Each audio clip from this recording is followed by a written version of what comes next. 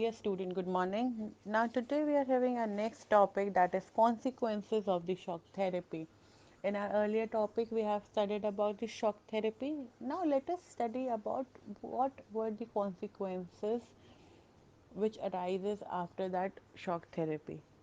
So shock therapy didn't lead to promised utopia of mass consumption, brought ruin to economic and disaster upon people of entire region. सो जो एक मास consumption था, यानी कि एक मास promise utopia था, yes, like mass utopia means यहाँ पे क्या था कि मास कंजप्शन से, प्रॉमिस यूटोपिया से ये था कि जो उन्होंने एक स्टेट ऐसी प्रॉमिस करी थी कि after getting separated, after getting disintegrate from USSR, situations अच्छी होंगी, वो टेक्नोलॉजिकली आगे बढ़ेंगे, डेवलप होंगे, इंफ्रास्ट्रक्चर उनका बढ़ेगा।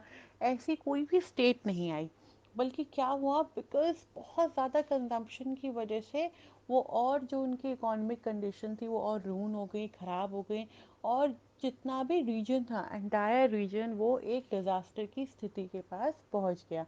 यानी कि वहाँ पे हर चीज़ डिज़ास्टर हो गई। यानी कि जो उन्होंने सोचा था कि अगर हम अलग हो जाएंगे रशिया वगैरह, तो उन्होंने क्या सोचा था कि वो जर्मनी, ब्रिटेन और फ्रांस की तरह आगे डेवलप कर पाएंगे, यानी कि वेस्टर्न यूरोपियन कंट्रीज़ की तरह अपने आप को भी आगे डेवलप कर पाएंगे, पर ऐसा कुछ हुआ नहीं। सिचुएशन और बिगड़ गई। So let us discuss about this one by one. So point one क्या कहता है, in Russia state control industrial complex collapsed as 90% of its industries put up for sale to private individuals and companies. Russia में जितना भी state control industries थी, वो सारी की सारी कोलैप्स्ड हो गई, यानी कि वो बंद हो गई। और जो 90% उसकी इंडस्ट्रीज थी, वो सेल के लिए, प्राइवेट इंडिविजुअल के लिए या कंपनीज के लिए, वो सेल के लिए ओपन हो गई। यानी कि सिचुएशन रशिया में इतनी ख़राब हो गई कि सारी जो इंडस्ट्रियल स्ट्रैटेजीज थी, इंडस्ट्रियल कंपनीज थी, वो बंद होने लगी। Called largest garage sale in history.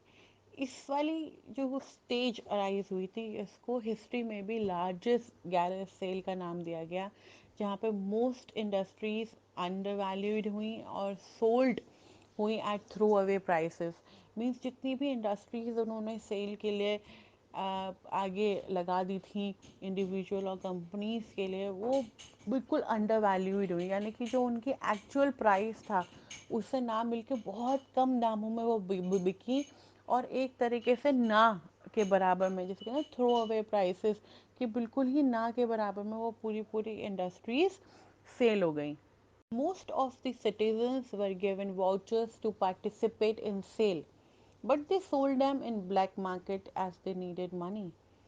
जिस टाइम पे ये एक लार्जेस्ट कैरेज सेल हो रहा था स्टूडेंट, उस टाइम पे उन रशिया के लोगों ने चाहा कि वो अपने ही सिटीजन्स को वाउचर्स दे दें पार्टिसिपेट करने के लिए उस सेल में, उस ऑक्शन में, ताकि जो कंपनीज हैं जो बिक रही हैं, इंडस्ट्री जो बिक रही हैं, वो अपने ही लोग खरीद लें, ताकि देश का ज़्यादा नुकसान ना हो। लेकिन ऐसा नहीं हुआ, लोगों ने उन वाउचर्स को ब्लैक मार्केट में सेल कर दिया, जिसकी वजह से क्या हुआ, जो और लोग थे उन्होंने आके पार्टिसिपेट किया, और वहाँ की और इकोनॉमिक कंडीशंस ख़राब हो गई, बिकॉज़ हर किसी को उस टाइम पे पैसे चाहिए थे। सिंस वहाँ पे बहुत ज़्यादा इन्फ्लेशन था, बहुत ज़्यादा इकोनॉमिक कंडीशंस उनकी ख़राब हो गई थी, जो वो सोच रहे थे, जिस तरह से उन्होंने सोचा था कि अपने आप को अलग करने के बाद हम बेहतर तरीके से अपने इकोनॉमिक कंडीशंस ठीक कर पाएंगे, वो वैसा नहीं कर पाए थे। Value of rouble decline. Rouble क्या था student, rouble was the Russian currency. तो जो रशियन करेंसी थी उसकी जो वैल्यू थी मार्केट में, वो भी डिक्लाइंड हो गई। Rate of inflation so high people lost all saving. Rate of inflation इतना हाई था कि लोगों की जितनी भी सेविंग्स थी वो सब खत्म हो गई। रेट ऑफ इन्फ्लेशन का मतलब होता है महंगाई का दर। वो इतना ज़्यादा बढ़ गया कि जितने भी लोगों ने पहले अपनी सेविंग्स कर रखी थी वो तक सब खत्म हो गई। Disintegration of collective farm system.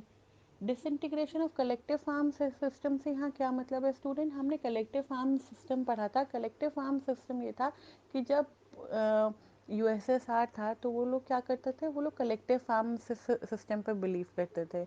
यानी कि जो लैंड था उसमें बहुत सारे लोग काम करते थे और जो उससे प्रॉफिट अर्न करते थे वो आपस में शेयर कर लेते थे। वो भी डिसइंटीग्रेट हो गया। Left people without food security, लोगों के पास अब खाने के लिए भी नहीं बचा कुछ भी। लोग बाग बहुत गरीब होते चले गए, जिसकी वजह से रशिया को बाहर से फूड इंपोर्ट करना पड़ा, बाहर से फूड मंगाना पड़ा।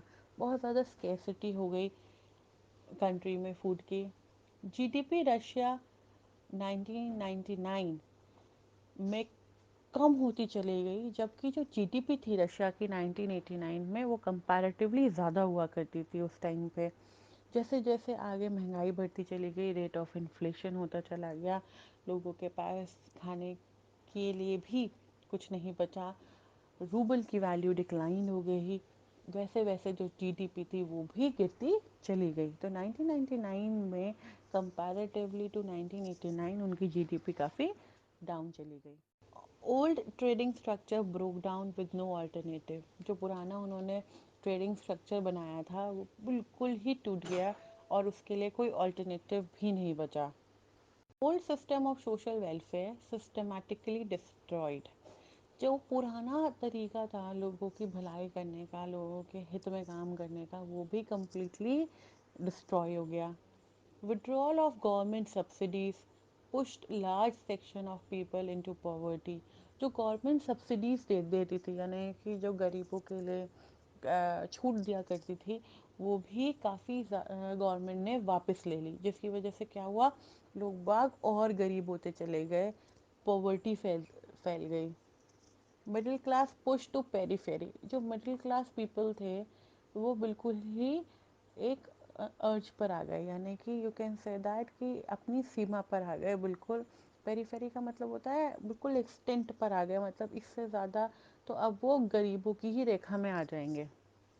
अकेडमिक और इंटेलेक्चुअल मैन पावर डिसइंटीग्रेटेड और माइग्रेटेड, जो पढ़ने वाले बच्चे थे, जो इंटेलेक्चुअल मैन पावर थी, यानी कि जो इंटेलिजेंट लोग थे, वो वहाँ से हट गए और जगहों पे माइग्रेट हो गए, दूसरे शहर चले गए, दूसरी कंट्री चले गए पैसे कमाने के लिए, क्योंकि रशिया उस टाइम तक बिल्कुल ही ड्रास्टिकली फिनिश हो चुका था इकोनॉमिकली।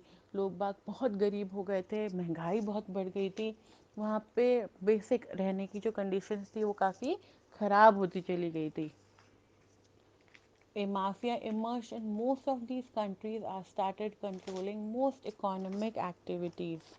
तो यहाँ क्या मतलब है स्टूडेंट, माफिया एक तरीके के ग्रुप ऑफ कलेक्टिव पीपल होते हैं जो क्रिमिनल्स होते हैं। सो वो इन कंट्रीज में फैल गए और वो ज़्यादातर यहाँ की इकोनॉमिक एक्टिविटीज़ को कंट्रोल करने लगे। यानी कि यहाँ पे क्योंकि बहुत ज़्यादा गरीबी बढ़ गई थी, लोगों के पास खाने के लिए भी पैसा नहीं था, तो वहाँ पे क्रिमिनल एक्टिविटीज़ और ज़्यादा बढ़ने लगी, तो क्राइम बहुत फैल गया था रशिया में उस टाइम पे। तो जितनी भी उनकी कंडीशंस थी, जो अच्छे लोग थे, जो इंटेलेक्चुअल लोग थे, जो दूसरी जगह पर जाके पैसे कमा सकते थे, वो वहाँ से माइग्रेट होना शुरू हो गए।